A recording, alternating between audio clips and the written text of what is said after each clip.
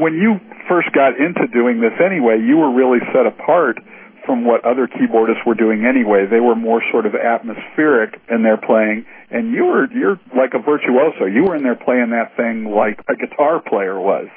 Yeah, a little bit. I think that's somehow, in a way, why me and Yngwie found each other, because we had the same approach.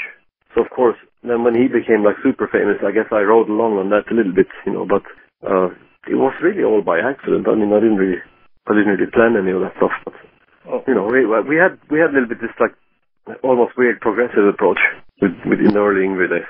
And of course, I remember we lived in LA at the time, and of course, I think we all felt like complete outsiders in a way. Like we were like all Swedish guys and weirdos and had funny clothes, and like didn't really melt into this, blend into this like backdrop of 80s hair metal. In a way, like it was like difficult for us with our weird progressive, fast playing and drinking like idiots and not really doing drugs and, like not having nice clothes or nice cars or, it was like, but I don't know, I always felt like an outsider more, like, and of course, like you said, keyboards being frowned on in general, especially in the early 80s, like, so it was strange, but, I still, of course, always believed in what we did, but it was just, I didn't really feel like I was super part of this LA metal scene with Rat and all these bands, but hey, I'm still alive and some of those guys are dead, like, I don't know. That's true, tragically so. Quiet Riot and Rat and all those guys, like.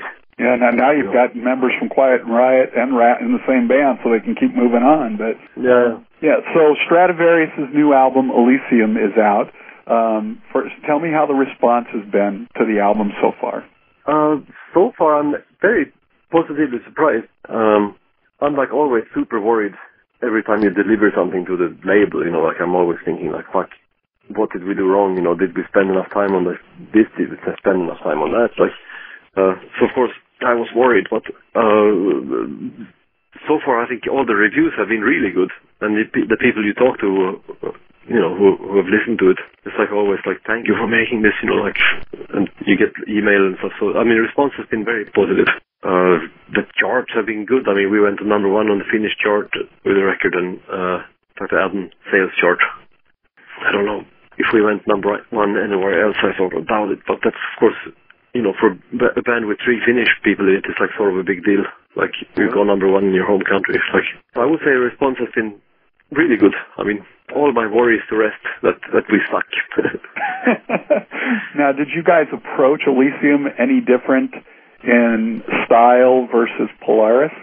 No, the only difference is that by now we've done like 120 shows together, so we know each other better. And the other difference is that we, of course, had a record deal, and we had a name. I mean, when we started working on Polaris, we didn't have a record deal or a name, even. We weren't sure we were going to call it Stratovarius. We just made some songs to see what they sounded like, like it was an experiment. And of course, I still consider it a bit of an experiment, but now it's at least an experiment with a name and a record deal. So that was different, and everybody knows each other. When we started working on Polaris, I had met Matthias like 20 hours before, or something like that. It's like the first time I met him, and we started writing. And of course, now everybody knows each other better. Right, and I mean, Polaris was... That's the only difference, It seems sonically a little bit different than Elysium. Elysium... To my ear, Elysium's a stronger album overall. It's more the Stratovarius that you're really used to and look forward to. Polaris was, like you said, yeah, of course. I mean, experimental in a sense. We had more time writing. We had more time polishing it. We had more time, basically producing it, like in a way. And also, of course, we had the safety of having a deal. Polaris was, actually was like sort of made on the cheap, because we sort of financed it from our own pockets before we had a deal. I mean, we just made it to see what it sounded like.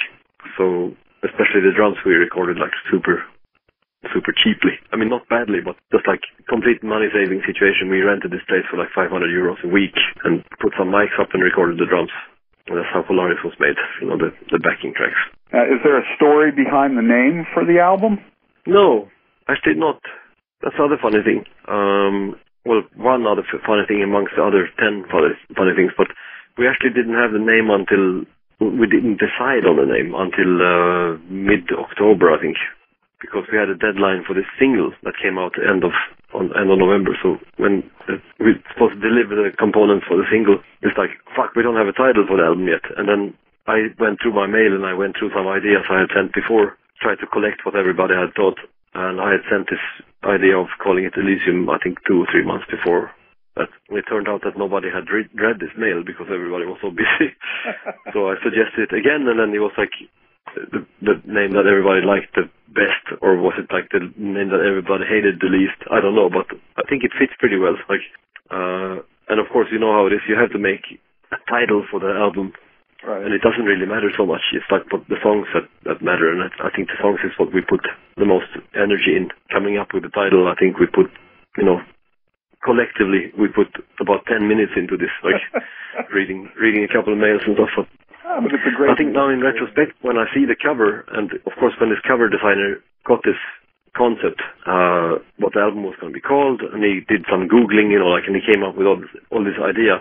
Of course, in retrospect, it looks like it was all completely planned, and all the songs are like in sequence, and you can almost get a story that if you fill in the blanks, somehow. But it's like in reality we made the songs first and then came up with the title later. But it fits very well, I think, with the song, with this long song that Matthias made.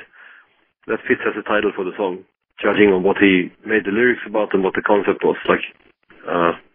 So it was a bit haphazard, but I think that's how many of the good things in life are done. You just do them without too much forethought or planning. Like, I mean, of course, some things you have to plan, and there's a lot of hard work. It was like a shitload of hard work, but very many things just came together because we know each other so well. Well, you guys got 23 hours a day with time to fill. You can come up with a great backstory for how you chose the name, and it all flows perfectly. That's true. Yeah, I know, but I like the truth better, especially it might inspire somebody else to work the same way. If they hear about it, like not pay so much attention to the overarching concept that you can actually make good music, even as a group, if you have some loose rules how to do it. Like, we have some rough ideas how to govern the band now, and it seems to work. I mean, we made now 2 albums, and I don't know how many gigs, 150 now. I don't fucking know, but...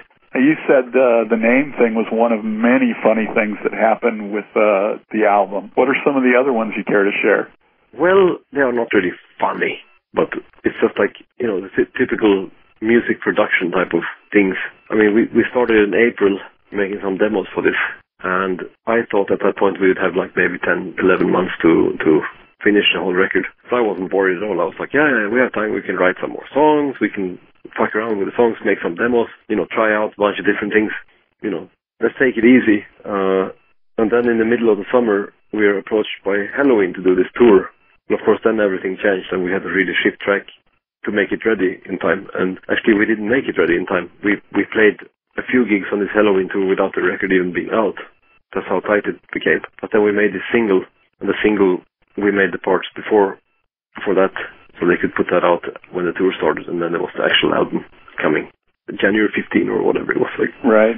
So that's like also a bit haphazard. I mean, we set the deadline based on this Halloween tour because we agreed that was like sort of a good idea to go on tour with these guys. And here we are, I think if it wasn't for Halloween, we would have taken, 2 months more, and then the album would have been totally different.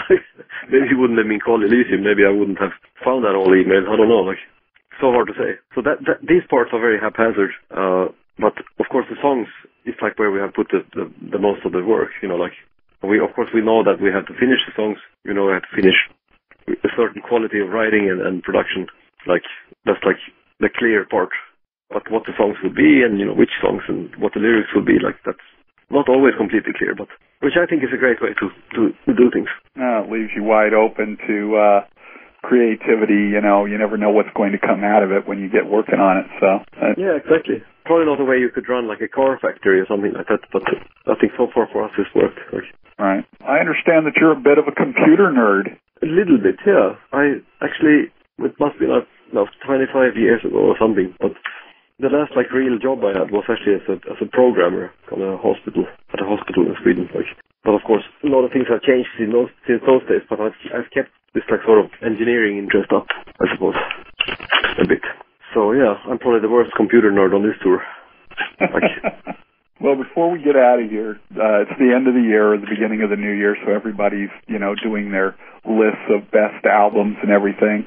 Was there an album or two from 2010 that really stood out in your mind that you keep going back to? No, I'm not quite sure if it was 2010, but maybe it was. There's like this one band I discovered maybe like 2 or 3 years ago, which I think is really good because I really like the writing. It's like the same thing I thought about Tolkien's writing when I heard his stuff first. And it's a Finnish band called Yngwie, and they have a female singer. It's like somewhat operatic stuff. She made an album that came out in, was it like October also? Or something like that. But that was great. Of course, I actually also played on it because since I became a fan, I actually got to know the guys, and it turns out that they are heavily into Yngwie and stuff like this, which you can hear also in the writing a bit. I think it's like very melodic. And which band is this again now? Yngwie, it's called. Oh, okay. All right. And then you also, last year, you found time to do some work with Tobias Sammet again on the new Avantasia album. Yeah, I think I recorded that actually 2009, late 2009. But yeah, that's something we've been talking about for ages. I promised, actually, I've been not promising, but I've been asking, I want to play on one of your records, how much do I have to pay? For like 10 years, because I think it's a kind of cool guy. So it's like every time we meet and we drink and stuff, I've been saying it's like, okay, you gotta let me play on something.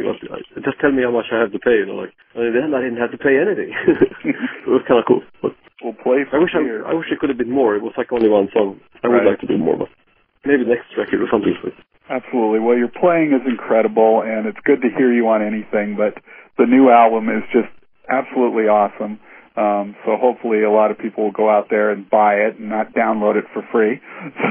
Yeah. I hope you guys have an excellent tour out there with Halloween, and I hope Jorg and Timo both continue to get healthy. Do you have any final words for the Stratovarius fans before we get out of here?